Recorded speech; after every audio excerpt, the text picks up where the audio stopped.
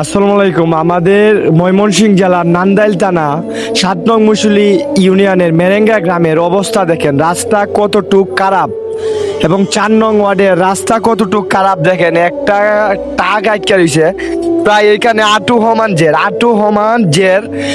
সমান জের এবং রাস্তার কোনো সংস্কার নাই। এই রাস্তা দিয়ে হাজার হাজার শ্রমিক, কৃষক, পেশাজীবী মানুষ সবাই এই রাস্তা দিয়ে চলাচল করে। এই রাস্তার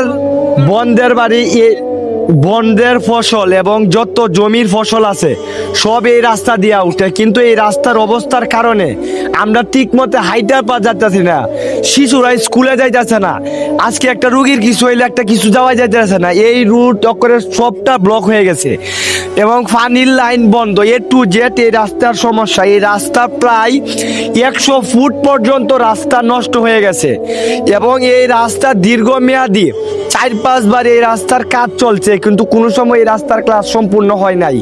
এই ব্যাপারে আমি তীব্র প্রতিবাদ এবং নিন্দা জানাতেছি প্রশাসনের কাছে। আমার দৃষ্টিমূলক আকর্ষণ যে এই রাস্তা দ্রুত সংস্কার করা উচিত, না হলে মানুষের পর্যাপ্ত সমস্যা হইতাছে।